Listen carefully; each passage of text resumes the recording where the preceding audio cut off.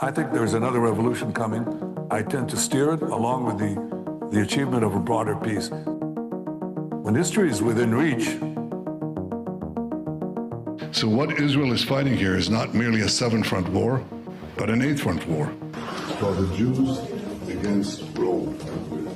Rome and Jerusalem clashed over values with a great tragedy for the Jewish people. Well, we lost that one. We have to win the next one. But the new Rome, the United States, the Jews against Rome. We stopped playing defense and have moved to offense. The weapons change over time.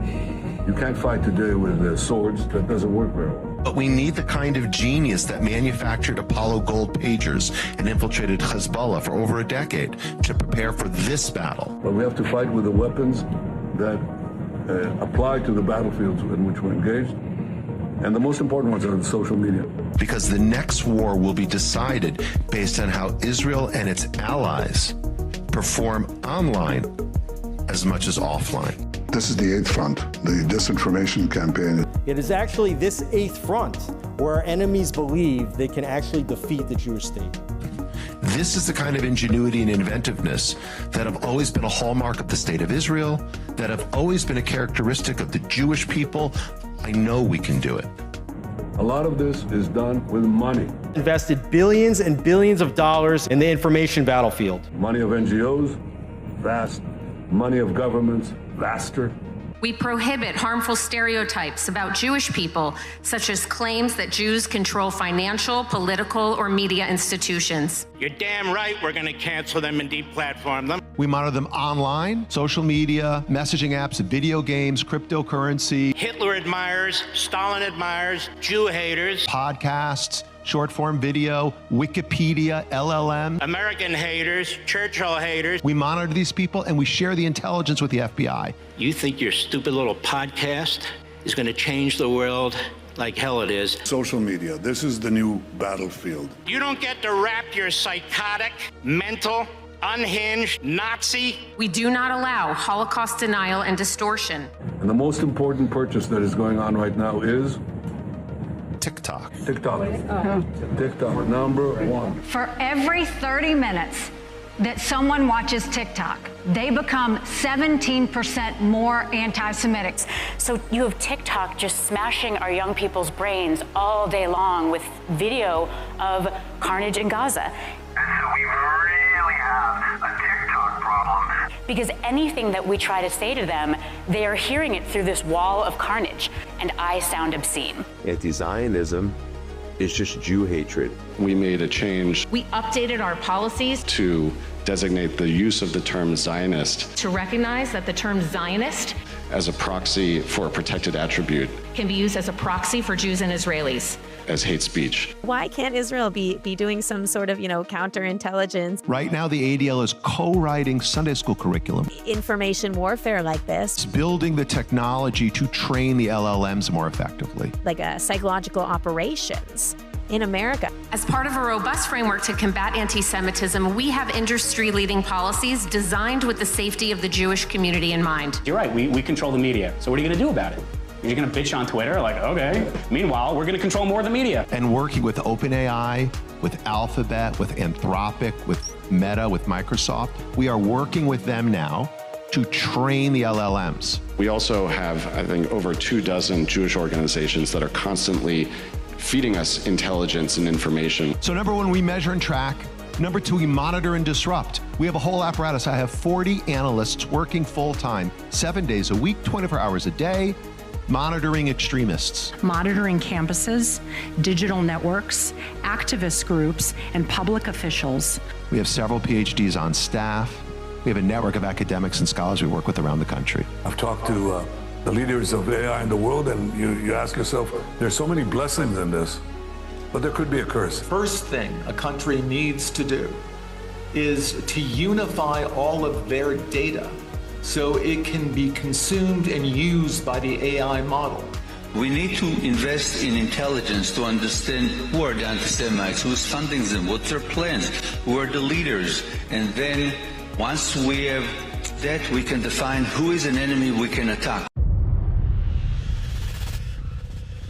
You have to take all of your healthcare data, your diagnostic data, your genomic data. We have to take all of this data we have in our country and move it into a single, if you will, unified data platform. Once we have all this information, we need to empower and mobilize an ecosystem of many organizations that we can incentivize them to work together, to share, and to fight against our common enemies. Mobilizing millions of people, of allies that are quietly by our side.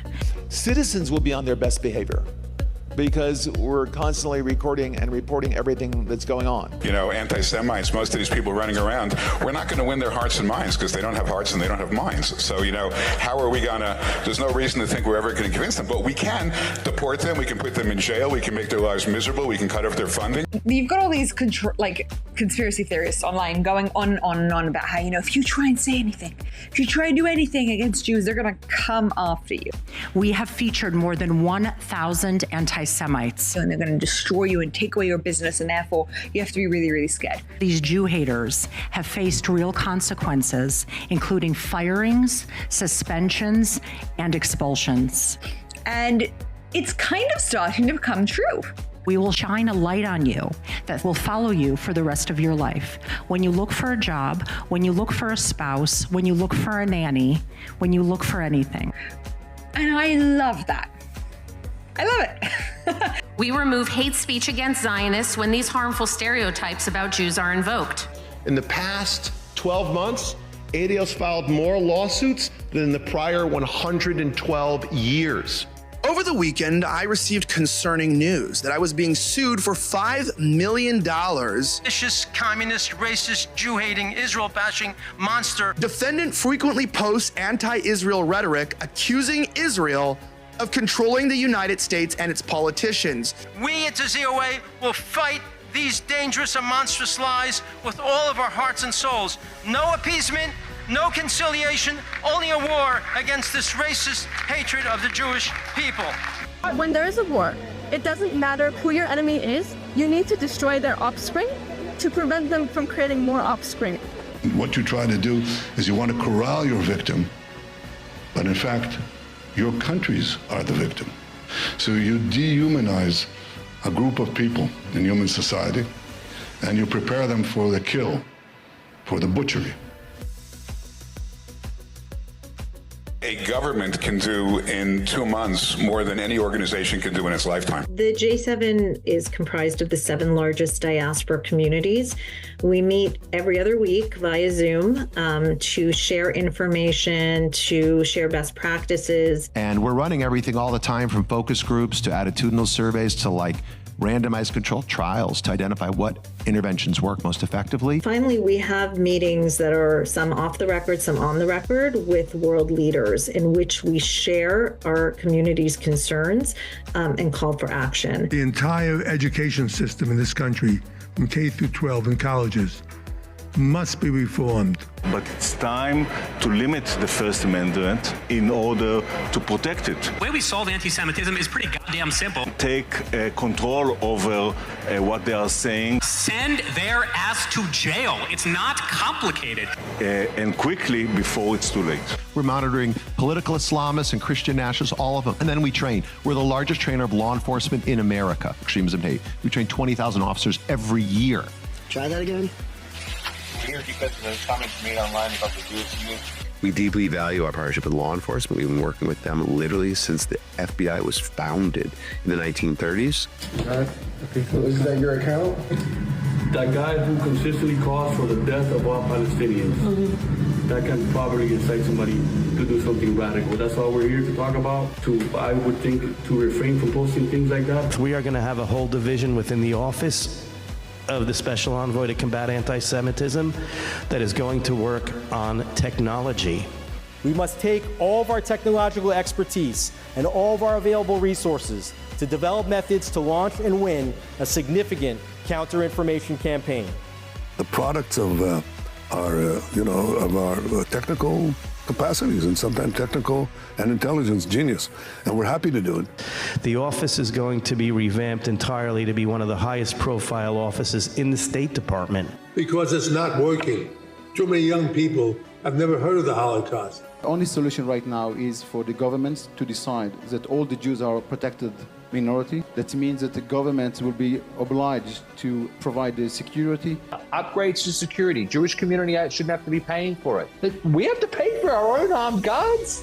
Are you serious? To fund institutions, culture, and that everybody in Europe will learn about the Jewish contribution and why they should cherish Jewish presence. All your synagogues, all your shuls, all paid for. Everything that you need is paid for. I, for one, as a Jewish leader, will no longer talk about anti-Semitism in isolation from Israel. It's what we want immediately. If you ask any Jew, what do you want? What do you want? No more protests. No more protests.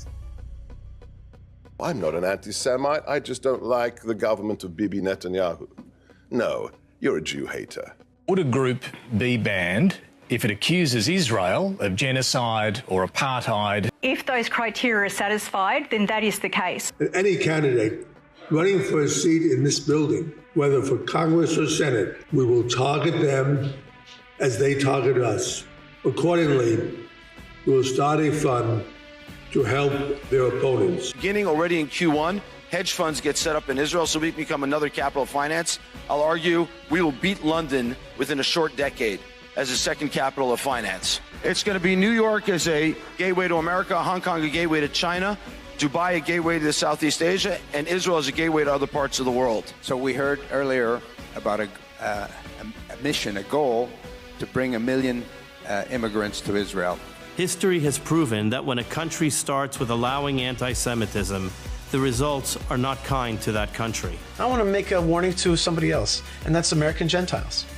The minute your country is taken over by anti-Semitism, the minute you start to be a country that's not blessing Israel but cursing Israel, you have begun the process of shrinking away from your empire. And you can decide, you can stay here in New York in a declining empire, or you can come to Israel, which is part of the rising middle of the world, which is moving south and east.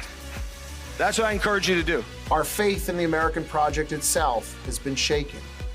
The only serious answer to this challenge is to believe again that being Jewish is the most important thing in the world. When we're kicked out of America and America, the whole thing is done, the whole American Jewish project is done, we're gonna be fine. For decades, American society allowed Jews to live normal lives. This was a pleasant holiday from our destiny. The holiday is over. The Western culture that stands against the Jews is going down. The West will survive only if it decides to love itself and if it decides to love us, the Jewish people. The Jewish people are not normal. We never really were. And now that Israel has turned the entire geopolitical situation on its head, our job in the diaspora is to leverage those wins and win here. Do to our enemies here what Israel did to its enemies there.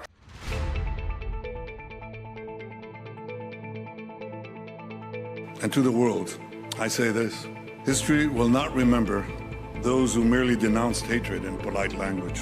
History will remember those who acted.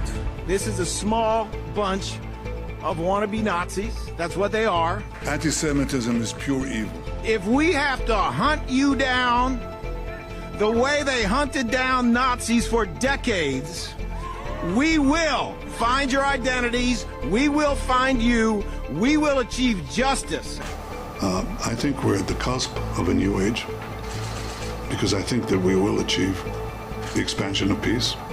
I think that we are in a new age because I think that the possibilities of technology, with their risks, especially in AI, but with their positive benefits, are enormous in every field. I mean, from agriculture to health to transportation and I think that we are together. We can lead this and become not a secondary power, but a primary power.